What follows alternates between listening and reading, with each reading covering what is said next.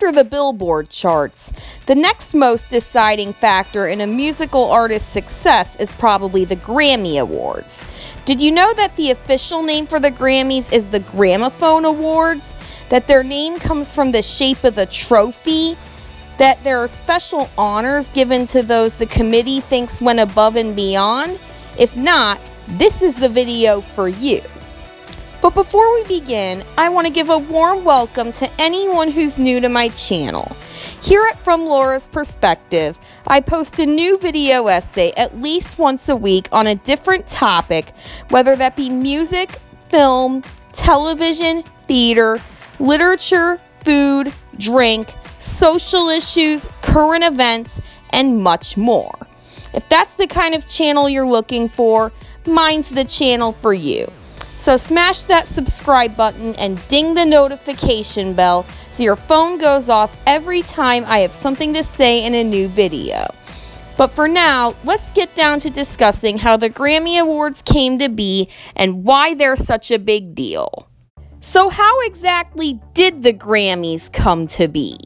The Grammy Awards all started in the 1950s with the Hollywood Walk of Fame project, as recording executives on the Walk of Fame committee compiled a list of significant recording industry people who might qualify for a Walk of Fame star. They realized that many leading people in their business would not earn a star on Hollywood Boulevard. The recording executives decided that those artists ought to be given some kind of award, similar to the Emmys given for television, the Oscars given for film, and Tonys for Broadway theater, the latter of which I've already made a video about and included a link to both in the description and on your end screen. It took them a while to decide what to call these awards, and at one point they thought of calling them the Eddy Awards in honor of Thomas Edison, inventor of the phonograph. These people then held a contest in which people could mail in a letter stating what they think would be the best name for these awards. The winner was Jay Dana from New Orleans, who suggested that the awards be called Grammys. The name was a colloquialism for the gramophone, which was invented by Emil Berliner and is known as the record player or turntable. I've made a video discussing how gramophones and other music streaming technology work in a previous video entitled Evolution of Music Streaming Technology. If you want to see this video, you can find the link in the description, and it'll also show up on your screen at the end. The first Grammy Awards ceremony took place on May 4th, 1959 at both the Beverly Hilton Hotel in Beverly Hills, California, and at the Park Sheraton Hotel in New York City. Beginning with the 13th Annual Grammy Awards in 1971, the ceremony has always been aired live on television. The concept of a separate Grammy Awards for Latin music recorded in Spanish or Portuguese began in 1989, as it was deemed too large to fit on the regular Grammy ceremony. The Recording Academy then established the Latin Recording Academy in 1997, and the separate Latin Grammy Awards were first held in 2000. The Latin Grammys honor work recorded in Spanish or Portuguese from anywhere around the world that has been released either in Ibero-America, the Iberian Peninsula, or the United States. Now let's talk about the actual trophy given to Grammy Award recipients. The trophies given to the winners of the Grammy Awards are gold plates in the shape of a gilded gramophone, a reference to the name chosen for the awards. All of these trophies are made and assembled by hand by Billings Artworks in Ridgeway, Colorado. In 1990, the original Grammy design was reworked, changing the traditional soft lead for a stronger alloy less prone to damage, making the trophy bigger in size. Trophies engraved with each recipient's name are not available until after the award announcements, so prop trophies are used each year for the ceremony broadcast. So how many different things can artists win Grammy Awards for? There are 3 groups of categories for Grammy Awards: special awards, the general field, and genre-specific fields. Special awards include the Lifetime Achievement Award, Trustees Award, Technical Grammy Award, Grammy Hall of Fame Award, Music Hair's Person of the Year Award, and Grammy Legend Award, the latter of which I'll discuss in more detail later on. But don't skip to that part. There are still more categories and the nominee and winner selection process yet to learn about. For the general field, nominees are not restricted by genre or any other criterion. The general field categories include Album of the Year, Record of the Year, Song of the Year, and Best New Artist. Individual general field awards are given for many different genres, including pop, reggae, dance and electronic, contemporary instrumental, rock, alternative, R&B, rap, country, new age, jazz, Christian, Latin, American roots, global music, children's, spoken word, comedy, musical theater, and classical. By 2022, there were a total of 86 different awards given every year at the Grammys. To go into more depth about each category, I'd probably have to make a whole separate video, so look out for it. You'll know it when it's here if you just click subscribe already and tap the bell and turn it black like you're supposed to. So how exactly are Grammy nominees and winners determined? If an artist wants their work considered for a Grammy, they have to submit it online before the deadline for the given Grammy season, after which over 150 recording industry experts hold multiple review sessions to ensure the recording has been entered for the correct category. Once the ineligible entries are weeded out, the eligible ones are sent to the voting committee. Each member of the voting committee, either a media company or individual, may vote to nominate entries for the general fields of Album of the Year, Song of the Year, and Best New Artist, and may also vote in up to 9 out of the 30 other fields. In each field, the 5 entries that receive the most votes become the official nominees. From there, official ballots listing the nominees are sent to voting members of the National Academy of Recording Arts and Sciences, or NARAS, each of whom votes in the general fields and 9 other fields of their choosing. Ballots are tabulated secretly by the independent accounting firm Deloitte Touche Tohmatsu. After vote tabulation, winners are announced at the Grammy Awards. The recording with the most votes in a category wins, and it is possible to have a tie, in which case the 2 or more nominees who tie are considered all being winners. Winners are presented with a Grammy Award. Those who do not win receive a medal for their nomination. In both voting rounds, Academy members are required to vote solely based upon quality, without consideration for sales, chart performance, personal friendships, regional preferences, or company loyalty. Gifts may not be accepted. Members are urged to vote in a manner that preserves the integrity of the Academy and their member community. Although registered media companies may submit entries, they have no vote in the process. Remember how I promised earlier to talk about the Grammy Legend Award? Well, now I'm going to do it. Once in a while, a very special Grammy Award is given to recognize what are believed to be ongoing contributions and influence in the recording field, so to speak. This award is so hard to get that, to this day, only 14 solo artists and 1 band have received it. These artists include Andrew Lloyd Webber, Liza Minnelli, Smokey Robinson, Willie Nelson, Aretha Franklin, Billy Joel, Johnny Cash, Quincy Jones, Barbra Streisand, Michael Jackson, Curtis Mayfield, Frank Sinatra, Luciano Pavarotti, Elton John, and the Bee Gees. So where have the ceremonies taken place over the years? Before 1971, Grammy Awards ceremonies were held in different locations on the same day. At first, the awards always took place in New York or Los Angeles, but beginning in 1962, they were also sometimes held in Chicago, and in 1965, Nashville, Tennessee as well. The 1971 ceremony at the Hollywood Palladium in Los Angeles was the first to take place in one location. In 1972, the ceremony was then moved to Madison Square Garden's Felt Forum in New York City, then moved in 1973 to Nashville's Tennessee Theater. From 1974 to 2003, the Grammys were held in various venues in New York City and Los Angeles, including New York's Madison Square Garden and Radio City Music Hall, and Los Angeles' Shrine Auditorium, Staples Center, and Hollywood Palladium as well. Beginning in 2000, the Staples Center, known since 2021 as the Crypto.com Arena, was the permanent home of the annual Grammy Awards ceremony.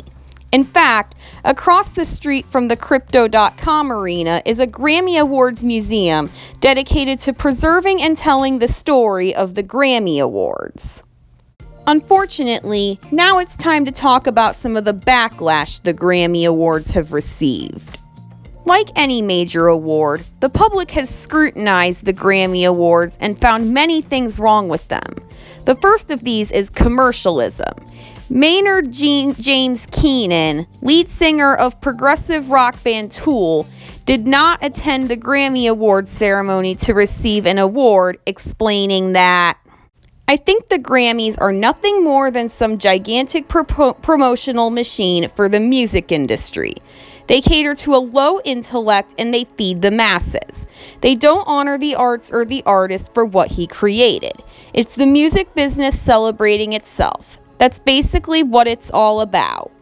Some of the choices for nominees and winners for various Grammy Awards have also stirred up controversy, with numerous accusations of snubbing, racism, and sexism.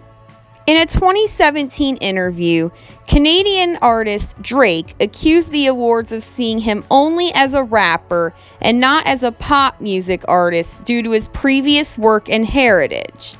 He criticized the snubbing of One Dance for the Record of the Year award and the nomination of Hotline Bling for Best Rap Song and Best Rap/Sung Performance, despite it not being a rap song. The Atlantic's Spencer Kornhaber accused the Grammys of quote-unquote sidelighting a black visionary work in favor of a white traditionalist one.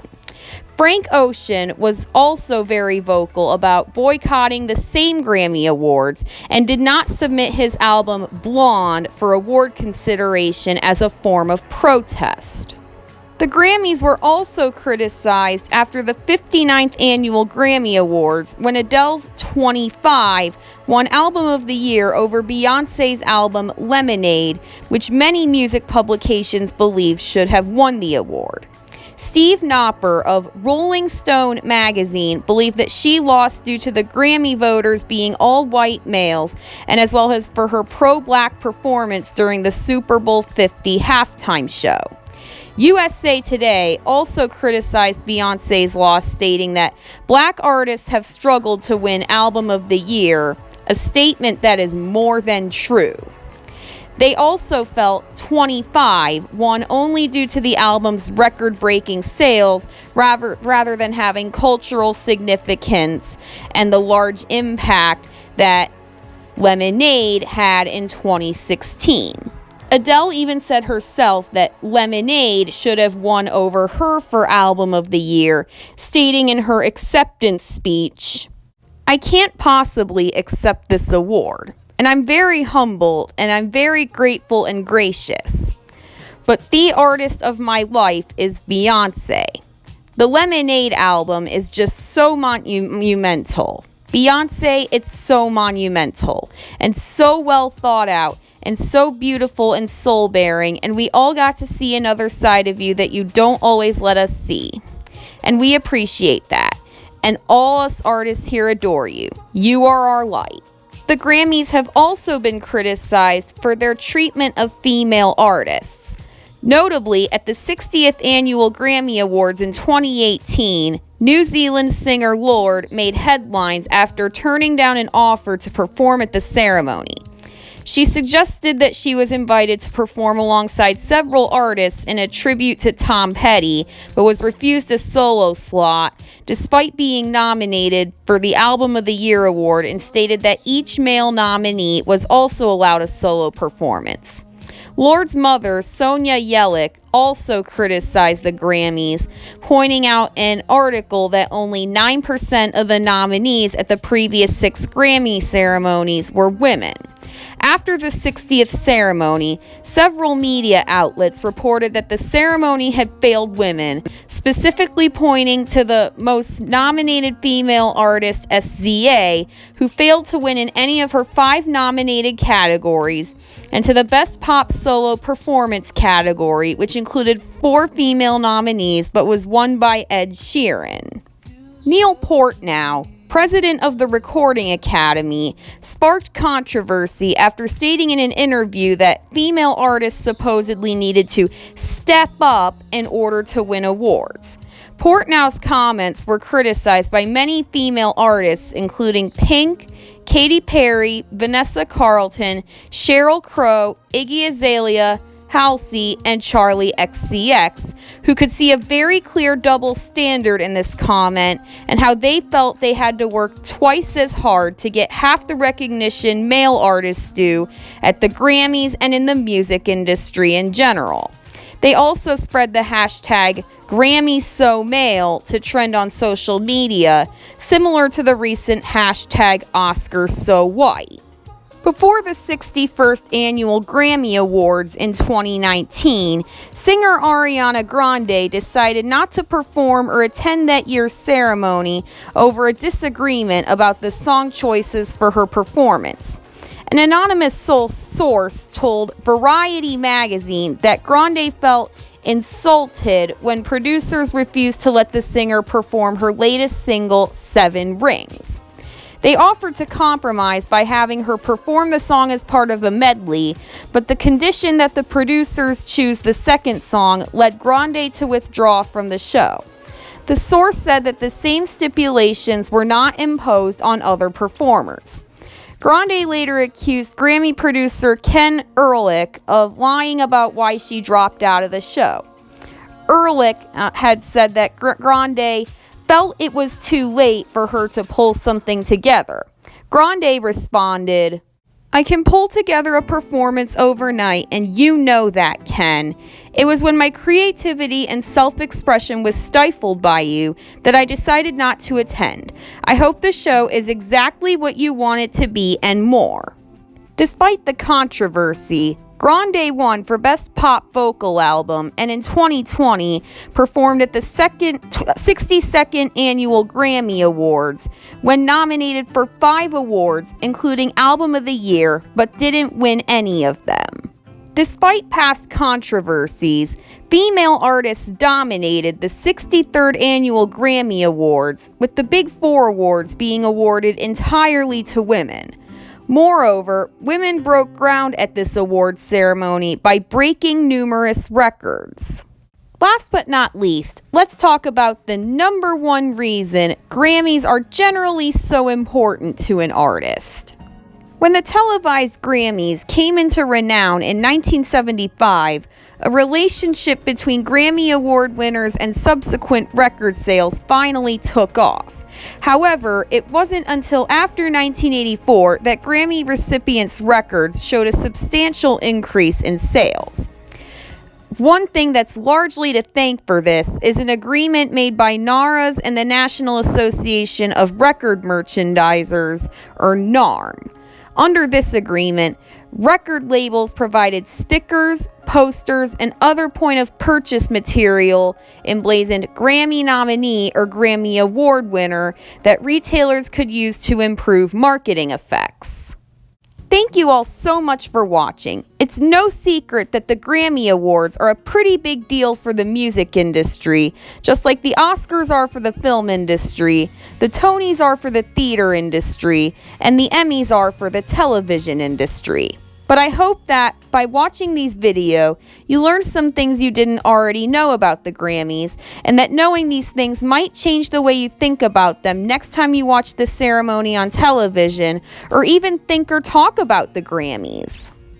Speaking of the other aforementioned awards, I've already made a similar video to this one breaking down the Tony Awards and how they work, which I've included a link to on your screen. But also make sure to watch out for future videos like this one where I'll break down the Oscars and the Emmys. You'll know when they come up if you subscribe to my channel and tap the bell icon. That way you get the alert on your phone. But until then, I hope to see you next time for a video in my Fun Facts series.